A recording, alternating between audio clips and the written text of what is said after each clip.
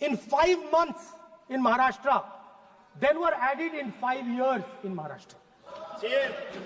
जितने 5 साल में ऐड हुए उससे ज्यादा 5 महीने में ऐड हुए, आखिरी 5 महीने में। लोकसभा चुनाव के बाद एक बिल्डिंग में 7,000 नए वोटर एक बिल्डिंग में ऐड हुए सर। एक बिल्डिंग में 7,000 नए वोटर ऐड हुए sir. Please give us the names and addresses and polling booths of all the workers in the Lok Sabha and all the workers in the Vidhan Sabha so we Rahul Gandhi के बारे में BJP party जो है हमेशा से ये कहते, राहुल गांधी को एक पर्चा में लिखकर जो दी जाते वो उसी पर्चा को देखकर बोलते, उतना ही बोल पाते जितना उस पर्चा में लिखा है।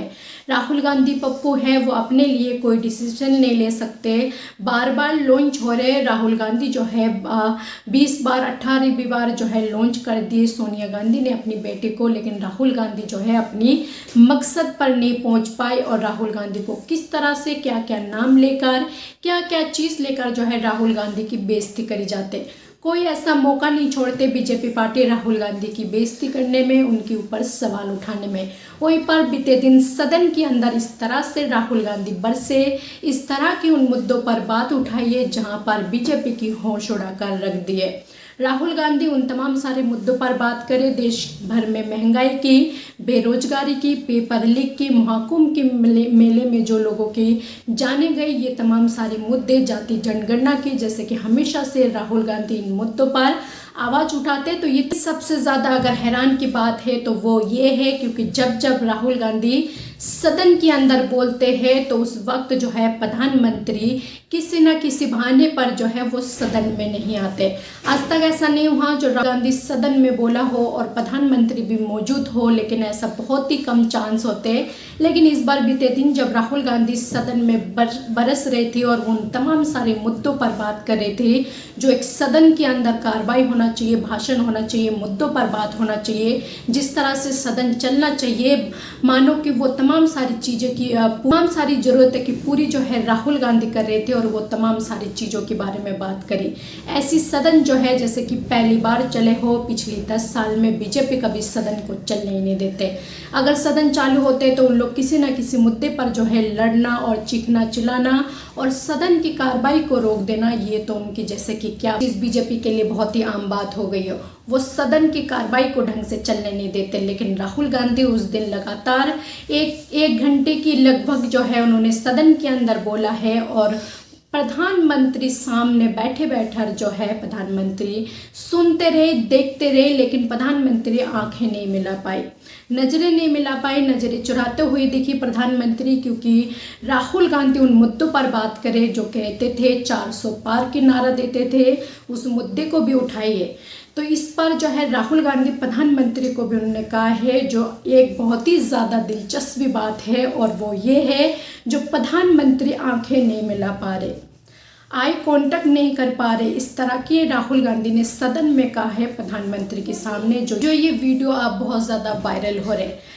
राहुल गांधी कहते हैं जो महाराष्ट्र की विधानसभा चुनाव में आपने देखा था किस तरह से घोटालेबाज हुई थी, कितनी ज़्यादा लड़ाई चली, लेकिन वो मुद्दा ख़त्म हो गई और वहाँ पर बीजेपी की सीएम ने जो है शपथ ग्रहण कर लिए थे। ऐसी में जो इतनी वोटों की श्रृंखला महाराष्ट्र में निकाल कर सामने आ रही थी, वहीं पर राहुल गांधी ने कहा एक बिल्डिंग में जो है पूरी 7,000 वोटर, नई वोटरों का लिस्ट जारी हुआ और एक ही बिल्डिंग में है। तो ये तमाम सारे मुद्दा राहुल गांधी उठाते और किस तरह से बरसते जो हर पार्टी के नेता कार्यकर्ता और खास करके विपक्ष पार्टी के नेता कार्यकर्ता राहुल गांधी की उस दिन सदन के बयान से, भाषण से, कार्रवाई से जो है बहुत ज़्यादा खुश है। हर किसी की मुंह से जो है बाबाई निकल रहे और वो क्या है एक बार आप भी सुनिए। The most interesting part सुन रहा है, मजबूरी है। आप The most interesting part नहीं, सब सुनेंगे, देख नहीं रहे, तर्क पे बात करो। मुंह नीचे कर लिया suddenly. The most interesting part is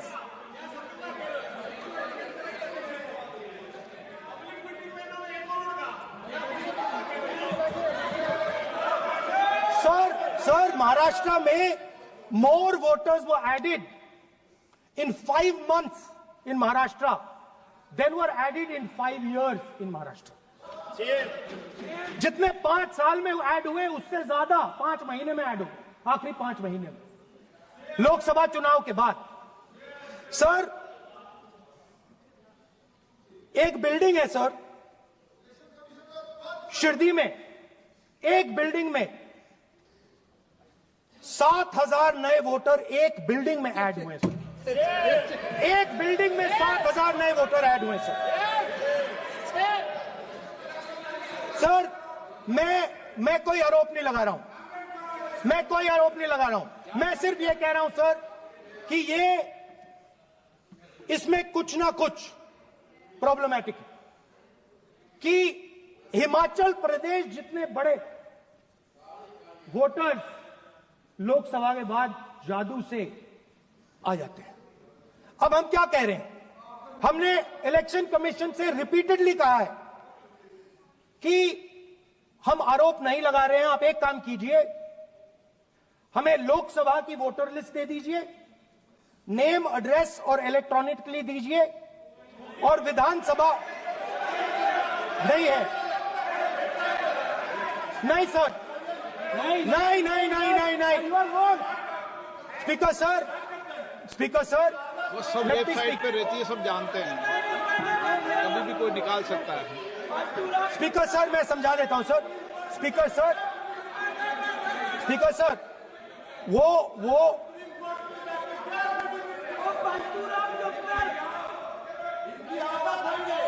Speaker sir, we have asked. Speaker sir.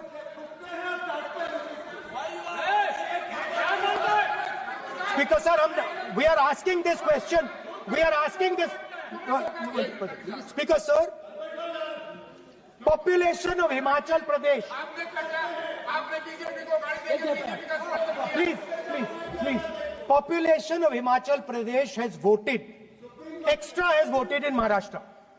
We are saying to the Election Commission, please give us the names and addresses and polling booths of all the workers in the Lok Sabha and all the workers in the Vidhan Sabha, so we can calculate who these new workers are, who these new voters are. Interestingly,